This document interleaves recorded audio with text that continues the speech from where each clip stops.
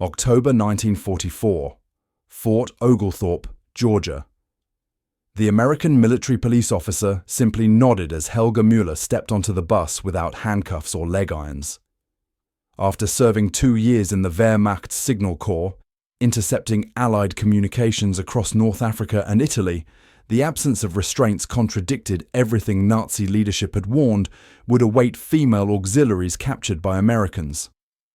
The 23-year-old German woman hesitated at the bus door, expecting some trick. The female American WAC officer behind her simply smiled and gestured to an empty seat, no chains in sight.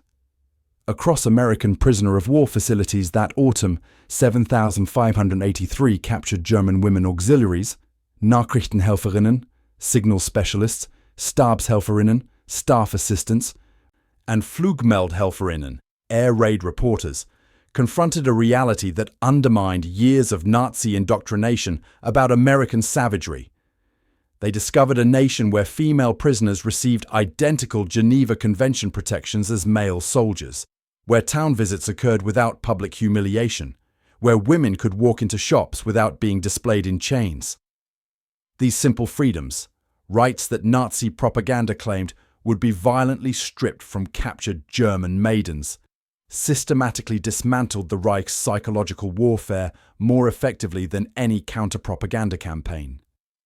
The mathematics of dignity were being calculated in freedom of movement, in respectful treatment, in normal human interaction, revealing an American confidence that rendered German fears not patriotic caution, but manufactured hysteria.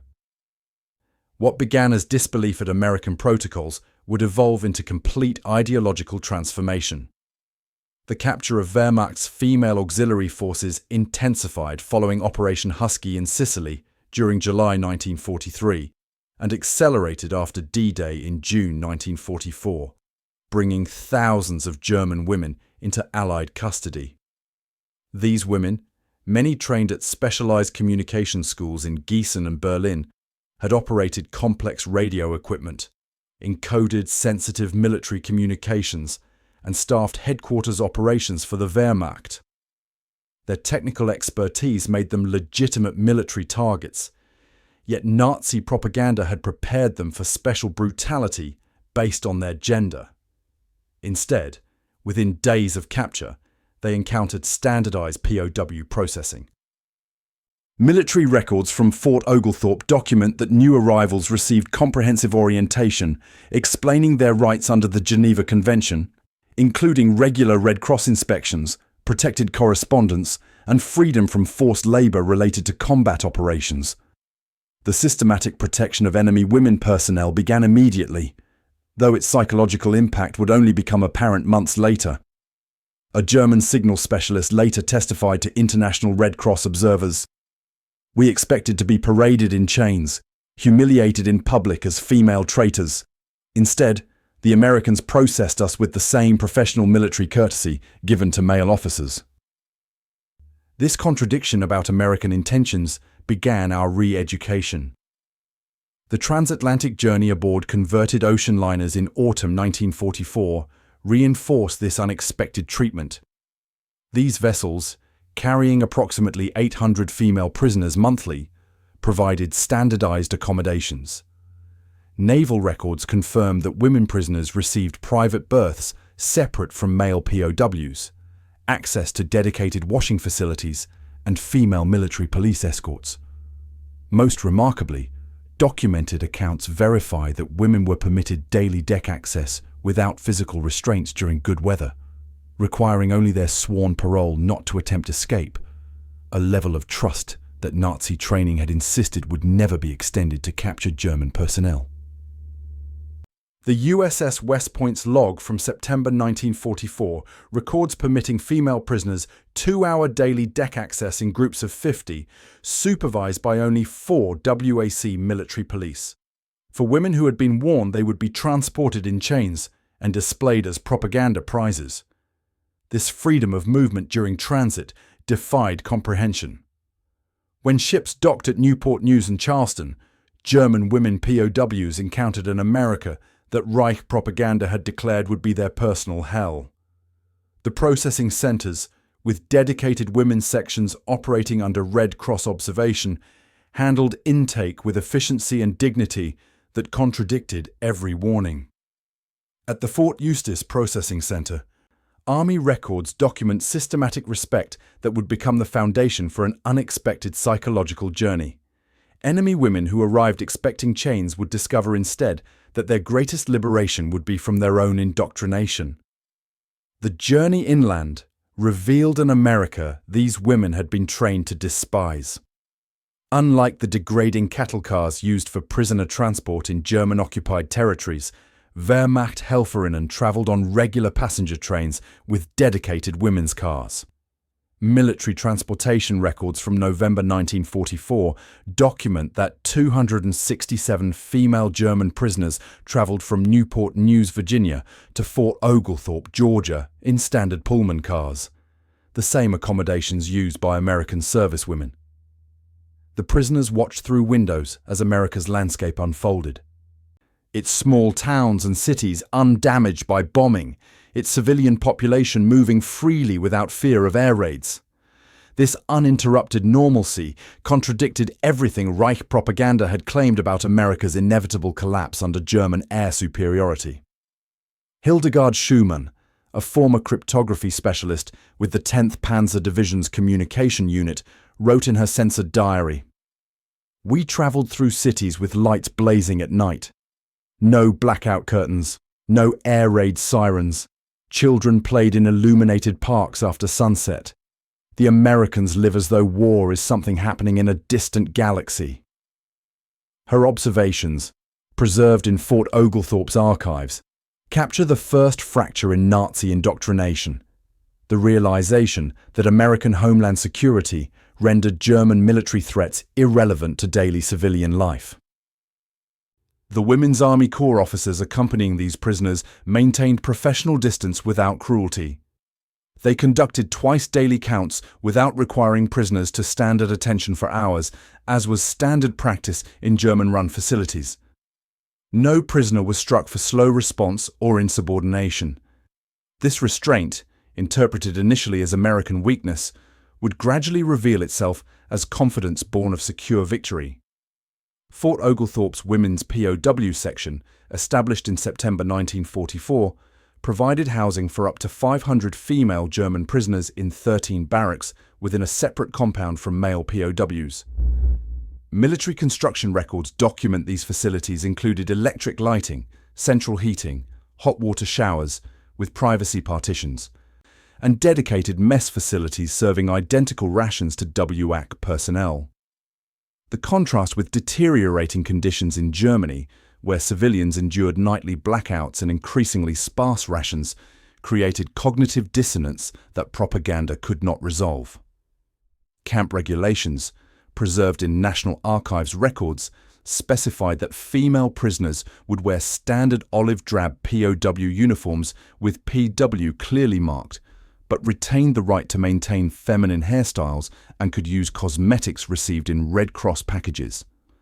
This small dignity, allowing captured women to maintain their gender identity despite prisoner status, directly contradicted warnings that Americans would deliberately humiliate German womanhood through forced masculinization. The daily routine established at Fort Oglethorpe set precise boundaries without degradation. Reveille sounded at 6 a.m., followed by breakfast at 6:30. Work assignments began at 7:30, primarily in camp laundry facilities, clerical offices, and agricultural details at the camp's 30-acre farm. These assignments, documented in Quartermaster Corps records, complied with Geneva Convention restrictions, prohibiting forced labor directly supporting combat operations. Prisoners worked 8-hour shifts with 2 15-minute breaks and a 30-minute lunch period, conditions exceeding those experienced by German civilian factory workers under wartime regulations. Most significantly, these women discovered that American guards maintained their distance. Military police records from Fort Oglethorpe document only 6 incidents of inappropriate contact attempted by male personnel during 1944-1945, each resulting in immediate removal of the American serviceman from POW duty and formal disciplinary action. This professional boundary directly contradicted Reich warnings that capture would inevitably lead to sexual exploitation. The women who had been told to save their last bullet for themselves rather than face American captivity instead found themselves protected by the same military justice system that governed treatment of American servicewomen. By December 1944, camp administration had established educational programs within the women's section. Army Education Officer reports showed German women could attend voluntary classes in English language, American history, and vocational skills. The library contained over 600 volumes, including German classics carefully screened to exclude Nazi propaganda. This intellectual respect, treating enemy women as minds to be engaged rather than bodies to be exploited, created further cognitive dissonance with Nazi characterizations of Americans as uncultured barbarians incapable of appreciating German intellectual traditions. January 1945. Downtown Chattanooga, Tennessee. Ingrid Weber felt her heart race as the bus doors opened onto a busy American street. The former Wehrmacht radio operator glanced down at her civilian coat, a dark blue wool garment borrowed from camp stores, covering her prisoner uniform. No handcuffs encircled her wrists. No chains restricted her movements. No armed guards surrounded the 6 German women. Only a single female American lieutenant supervised their first authorized town visit, casually checking her wristwatch as she announced, 2 hours, ladies. Meet back at this exact spot at 4 hours p.m. The first off-camp excursions for female German prisoners began cautiously. Fort Oglethorpe records show that initial town visits started in January 1945, with small groups of 6 to 8 women who had demonstrated cooperative behavior. Military police logs document the remarkable security protocols. One female WAC officer accompanied each group, carrying only a standard sidearm. No additional guards, no visible restraints, no public designation identifying the women as prisoners. They traveled on regular public buses alongside American civilians, sitting in standard seats rather than segregated prisoner transport. At first, these women moved timidly through American streets, expecting at any moment to be recognized, harassed, or attacked by a population they had been told despised German womanhood. Instead, they encountered indifference or casual politeness. Most American civilians simply assumed they were European refugees or foreign workers. This anonymity, the ability to walk through an enemy nation without public humiliation, directly contradicted years of indoctrination about American vengeance. Military authorities established clear boundaries for these excursions. Declassified operational directives from February 1945 show that visits were limited initially to a 4-block radius in downtown areas. Women received temporary allowances of $3 equivalent to approximately 44 Mausarans in 2025 currency, drawn against their prisoner work credits. They could enter shops, purchase items, and interact with store clerks, but were prohibited from entering government buildings, transportation hubs, or industrial areas. Most remarkably, these women discovered they could enter American department stores. Loveman's department store in Chattanooga became a frequent destination. Store security logs from spring 1945 contain no incidents involving German prisoners, despite approximately 50 visits by rotating groups. Inside these retail palaces, women who had endured years of wartime rationing encountered fully stocked shelves offering items long disappeared from German stores. Silk stockings, leather shoes, cotton dresses, chocolate bars, coffee, goods that had become mythological in blockaded Germany. The psychological impact intensified when they could purchase these items without special connections or party membership. A salesgirl who didn't ask for ration stamps, political affiliation, or special permits, just the listed price, represented a commercial democracy that contradicted everything about the controlled German economy. Military intelligence reports monitoring prisoner conversations noted frequent discussions about this commercial revelation. abundance distributed by market mechanics rather than party loyalty. Equally stunning was the discovery that they could enter public restaurants. The S&W cafeteria in downtown Chattanooga served approximately 200 meals daily to civilians. German prisoners, indistinguishable in their civilian coats, stood in the same lines, selected the same foods, paid the same prices as American customers. No separate sections, no degraded options, no public marking as enemy aliens. This equality of service, the same chair, table and menu options available to prisoners and citizens alike, systematically dismantled Nazi social conditioning about American barbarism. Security incident reports reveal the extraordinary outcome of this trust-based approach. Among 175 town visits conducted between January and May 1945, involving 437 different female prisoners in rotating groups, only 2 unauthorized separation incidents occurred. Both women returned voluntarily to the meeting point after brief independent exploration, accepting restriction from further visits as consequence. No escape attempts, no security breaches, no public disturbances. This 98.9% compliance rate defied all conventional military expectations for enemy prisoner management. The women returned from these first ventures beyond the wire fundamentally changed. Military intelligence officers monitoring censored mail noted a distinct shift in language. References to American enemies decreased by approximately 67% following initial town visits. Descriptions of American civilian interactions increasingly used neutral or positive terminology. Most significantly, prisoner letters home began questioning specific claims made by Nazi propaganda about American intentions. The first crack in ideological loyalty that would gradually widen into complete rejection. Spring 1945. The Public Library in Rome, Georgia. Erika Hoffman, former communications specialist with the 15th Panzer Division, sat at a wooden reading table beneath high windows that spilled sunlight across open newspapers. No guard stood over her shoulder. No one monitored which articles she read. The American librarian had simply smiled and directed her to the periodical section when she presented her temporary visitor's pass.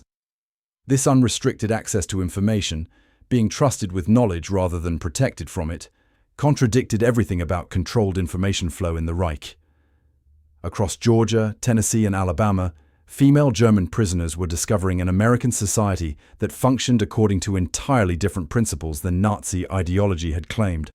The democratic observation opportunities intensified as excursion permissions expanded. By April 1945, military records show that trusted prisoner groups could visit municipal buildings, attend public meetings, and observe local government functions.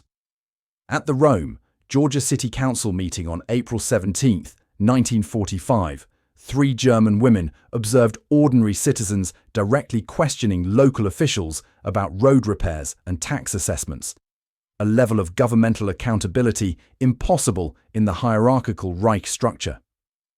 One prisoner, a former Nazi Party member since 1938, noted in her camp journal, "The citizens speak to their leaders as equals. There is disagreement without fear. No one is taken away for questioning opposing views." The social dynamics they witnessed dismantled core Nazi principles. In downtown Nashville, prisoners observed a bank president holding a door for his cleaning lady, addressing her by name and asking about her son's military service. This casual crossing of class boundaries, treating service workers with individual dignity rather than as faceless units, directly contradicted the rigid stratification of German society. Intelligence officers monitoring prisoner conversations documented frequent discussions about these interactions, with one woman remarking, "In Germany, your position determines your worth. Here, they act as though all humans deserve basic courtesy." Department store excursions revealed consumer democracy in action. At Miller's department store in Knoxville, prisoners watched American shoppers of varied economic status purchasing items according to personal preference rather than party-determined availability. A factory worker and doctor's wife could select the same dress if both could afford it. No special shops reserved for party elites, no separate entrances based on social position. This commercial equality undermined Nazi economic organization principles that distributed goods based on political loyalty and social classification rather than market demand. The role of American women particularly shattered preconceptions. German female prisoners, trained that women's highest calling was motherhood and home management, encountered American women managing businesses, driving delivery trucks, operating machinery, and serving as police officers.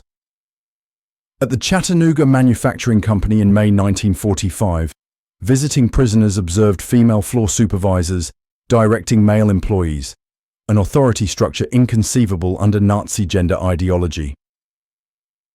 Camp education records show that following these observations, enrollment in vocational training courses among female prisoners increased by 64% as women began reimagining their post-war possibilities. Media access delivered further ideological blows.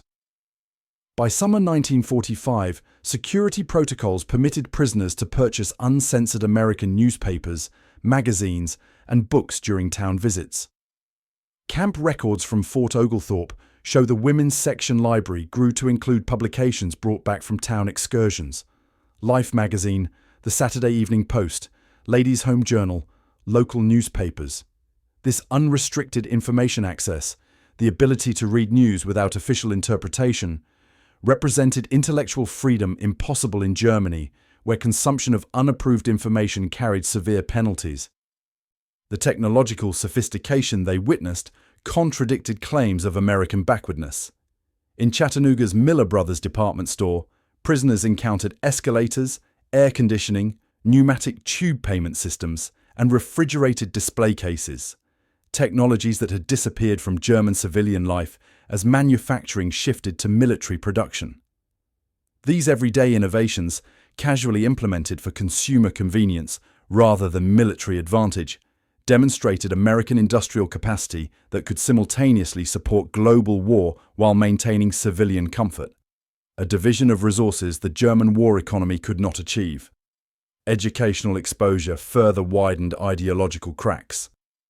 By agreement with military authorities, select groups of prisoners could attend public lectures, museum exhibits, and educational films. Attendance records from the Hunter Museum of Art in Chattanooga document 37 visits by rotating prisoner groups between March and August 1945.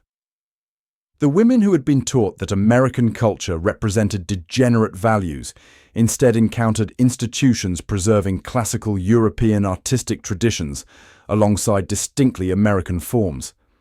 This cultural respect, acknowledging both European heritage and American innovation, contradicted Nazi dismissal of American society as culturally barren.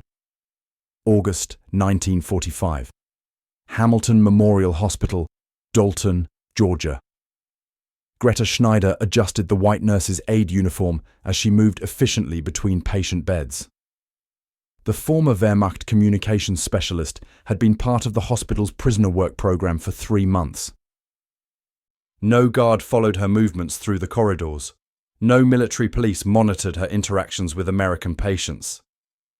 The elderly man in bed 7 smiled as she approached with his medication, unaware that 6 months earlier she had coordinated radio transmissions for artillery strikes against American positions.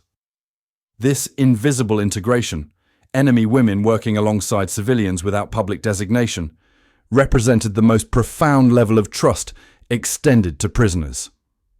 Work release programs expanded dramatically following Germany's surrender in May 1945.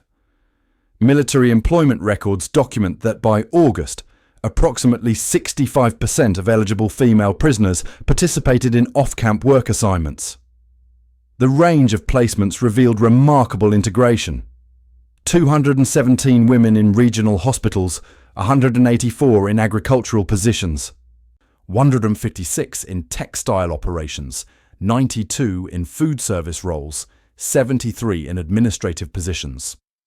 These assignments placed German women in direct, unsupervised contact with American civilians, transforming theoretical observations about democracy into practical daily experience. The movement permissions expanded concentrically. Camp Directive 45-117, issued in June 1945, established the radius system for trusted prisoners. Those with exemplary work records could travel within a 10-mile radius of their work placement without direct supervision, requiring only twice daily check-ins. By September, this radius extended to 25 miles for prisoners with 6 months of compliance. Transportation authorization records show that between June and December 1945, military authorities issued 1,147 independent movement permits to female prisoners, an average of 4.2 permits per eligible prisoner, with a compliance rate of 99.3%. This statistical anomaly, enemy personnel voluntarily returning to captivity after unsupervised freedom, contradicted all conventional military expectations. The breakthrough came with the honor system, implemented in October 1945.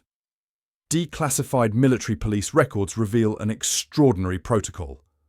127 female prisoners received permission to travel unescorted to specific destinations using public transportation. They signed simple pledges promising to follow designated routes and return by specified times. No tracking devices, no identification requirements beyond standard military-issued passes that resembled civilian identification. This system, proposed by camp psychologists who recognized the rehabilitative value of trust, produced unexpected results. 100% compliance among participants, with no recorded violations through December 1945. Community integration deepened through religious and cultural programs. Church attendance records from First Baptist Church of Chattanooga show that between May and December 1945, an average of 57 German women prisoners attended Sunday services weekly, sitting in regular congregational seating rather than designated prisoner sections. The church's women's auxiliary organized monthly fellowship events where prisoner women interacted with American women whose husbands, brothers, and sons had fought in Europe, sometimes against the very units these prisoners had supported. This reconciliatory contact, former enemies sharing coffee and conversation, demonstrated democratic magnanimity inconceivable under totalitarian principles. The psychological transformation became measurable through military intelligence assessments. Sentiment analysis of censored mail conducted by Army intelligence in November 1945 documented that among women who participated in work release and expanded movement programs, positive references to American society increased by approximately 300% compared to their initial correspondence. References to returning to build a democratic Germany appeared in 73% of letters written by women in community placement positions, compared to just 14% in letters from those who remained in standard confinement. Meanwhile, letters arriving from Germany painted an increasingly desperate contrast. Red Cross inspection reports confirmed that prisoners in American custody received weekly parcels from home until April 1945, when German postal systems collapsed. After that point, the flow reversed entirely.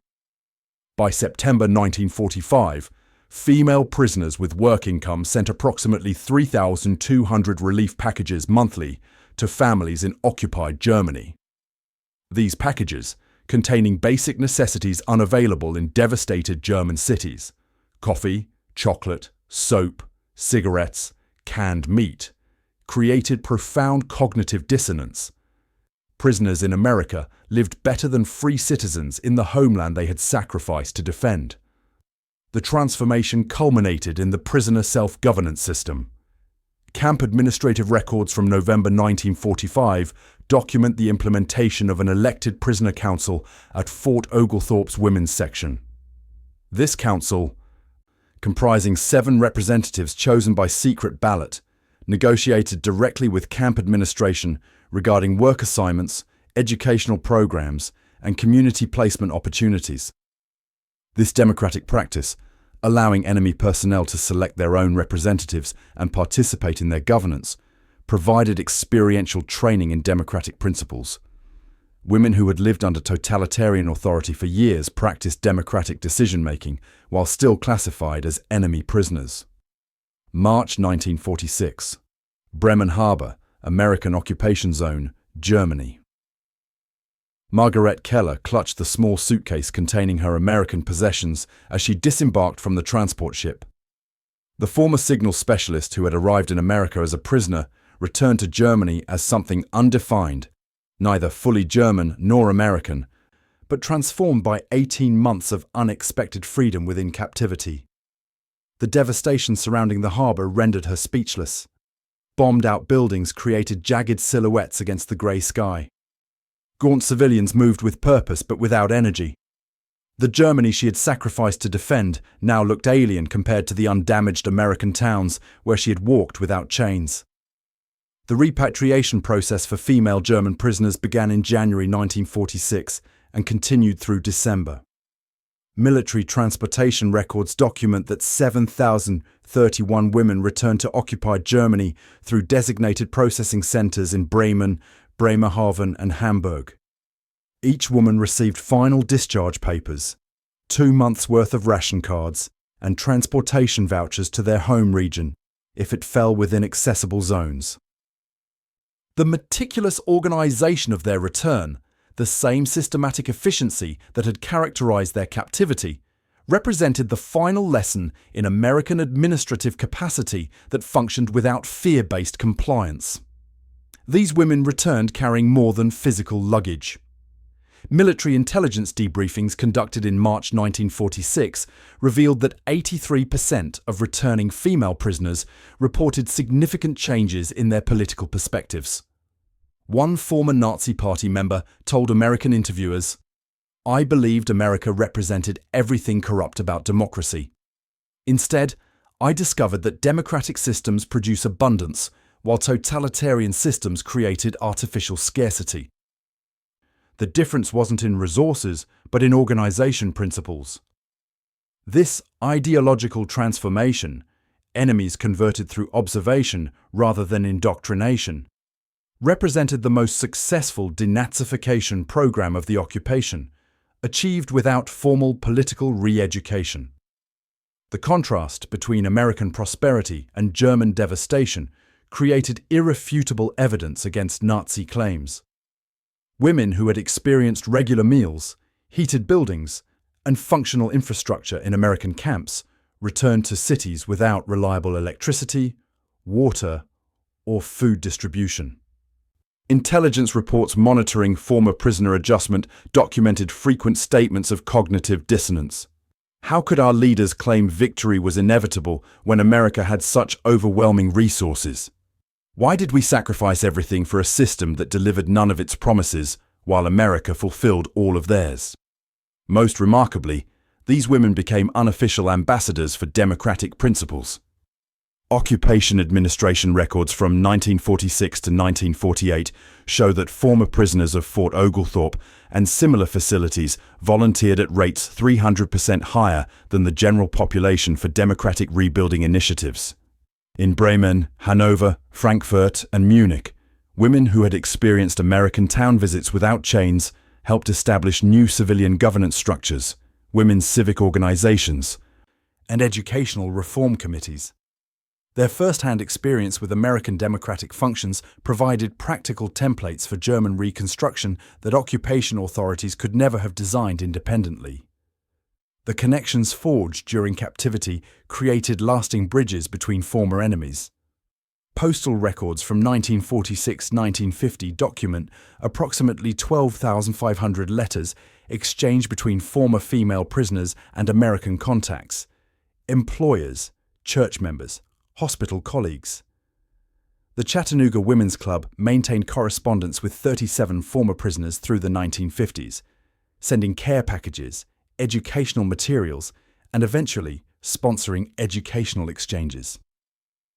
This civilian diplomacy person-to-person connections that bypassed formal governmental structures created foundations for German-American reconciliation that formal treaties could not achieve. Historical assessment confirms the statistical anomaly. Not a single returned female prisoner became involved in neo-Nazi or anti-democratic movements during the critical 1946-1955 period when such ideologies sought resurgence. Intelligence monitoring of former prisoner political activities documented instead that they consistently supported democratic parties, participated in community rebuilding initiatives, and rejected extremist movements. This complete ideological transformation from Nazi auxiliary personnel to democratic advocates occurred without formal re-education programs, achieved instead through the simple strategy of treating enemies with dignity. The comparative statistics tell the definitive story. Treatment standards.